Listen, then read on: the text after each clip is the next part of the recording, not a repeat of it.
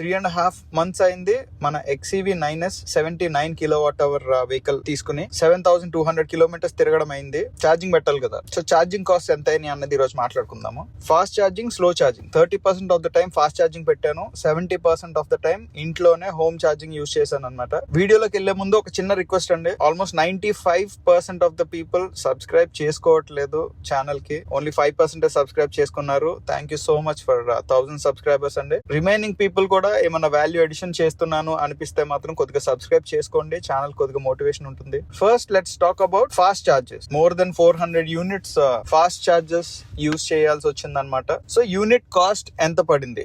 Unit cost గురించి చూసుకుంటే same 60 kilowatt speed charges మనకు 120s ఉన్నాయి, 180s ఉన్నాయి, but most of the time 60 watts ఎక్కువ కనబడుతున్నాయి అనమాట. Same 60 kilowatt hour speed charges ఒక చోట నేను 27 రూపీస్ పైన స్పెండ్ చేయాల్సి వచ్చింది. ఒక్కొక్క చోట 14-15 రూపీస్ కి పర్ యూనిట్ ఛార్జ్ అయిన ఇవి కూడా ఉన్నాయి అనమాట. సో అవి రెండు కన్సిడరేషన్ చేసుకోవాలి. నాకైతే నేను ఆల్మోస్ట్ ఒక 14 డిఫరెంట్ ప్లేసెస్ లో ఛార్జింగ్ పెట్టాను. 14 ప్లేసెస్ లో ఛార్జింగ్ పెట్టి యావరేజ్ కాస్ట్ నాకు 20 రూపీస్ వచ్చింది అనమాట. More than 400 units fast charging చేసినప్పుడు దగ్గర 8500 రూపీస్ వరకు మనం ఆ 30% ఆఫ్ ద ఛార్జ్ కోసం మనం 8000 రూపీస్ యూజ్ చేయాల్సి వచ్చింది అనమాట. హోమ్ ఛార్జర్ గురించి వద్దాము. హోమ్ ఛార్జర్ లో నేను ఆల్మోస్ట్ 1000 యూనిట్స్ ఛార్జింగ్ పెట్టాము.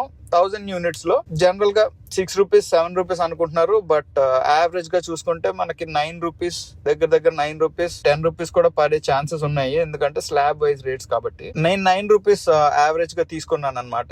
దగ్గర 900 చేంజ్ యూనిట్స్ వచ్చాయి. అవి కూడా చూసుకుంటే దగ్గర 8500 rupees for the remaining 70% of the home charging. రెండు ఫాస్ట్ ఛార్జర్, హోమ్ ఛార్జర్ చూసుకుంటే రెండు కలిపి నాకు దగ్గర 16,000 రూపీస్ ఖర్చు అవ్వడం అయింది అనమాట 7200 కిలోమీటర్స్ కి.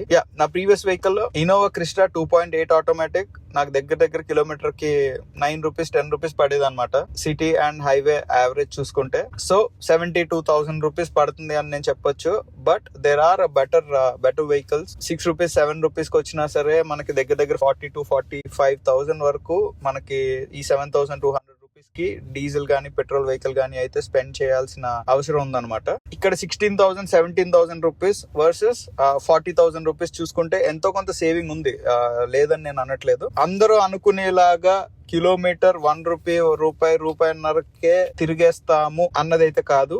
2.5 రూపీస్ పర్ యావరేజ్. అంటే నేను 30-70 బయట 30 ఇంట్లో 70 పెడితేనే నాకు దగ్గర 2.2-2.3 rupees per kilometre on an average ఉందన్నమాట. సో ఇంట్లో ఎక్కువ ఛార్జింగ్ పెట్టుకునే వాళ్ళకి ఇంకా ఎక్కువ సేవింగ్స్ ఉంటాయి, బయట ఎక్కువ తిరిగే వాళ్ళకి ఇంకా తక్కువ సేవింగ్స్ ఉంటాయి. So what I suggest is almost 80-90% of the time ఇంట్లోనే ఛార్జింగ్ పెట్టుకుంటేనే ఈవీస్ అన్నవి ఫీజిబుల్. బయట అస్తమానం వెళ్ళడము, 60 కిలోవాట్ ఛార్జర్ దగ్గరికి వెళ్ళడము, ఇంకొకరు ఎవరైనా వస్తే అది 30కి పడిపోవడము, ఆ డీటెయిల్స్ అవన్నీ నెక్స్ట్ వీడియోలో ఎక్స్ప్లెయిన్ చేస్తానండి, ఆ హికప్స్ అవన్నీ కూడా. బట్ ఈ వీడియో జస్ట్ ఫర్ కాస్ట్ కాబట్టి నాకు 7200 కిలోమీటర్స్ తిరిగినది 2.3-2.4 వరకు పర్ కిలోమీటర్ పడింది అని నా క్యాలిక్యులేషన్స్ ప్రకారం ఇదవుతుంది అనమాట. సో డూ కన్సిడర్ సబ్స్క్రైబింగ్ అండి. అంటిల్ నెక్స్ట్ టైం, జై హింద్.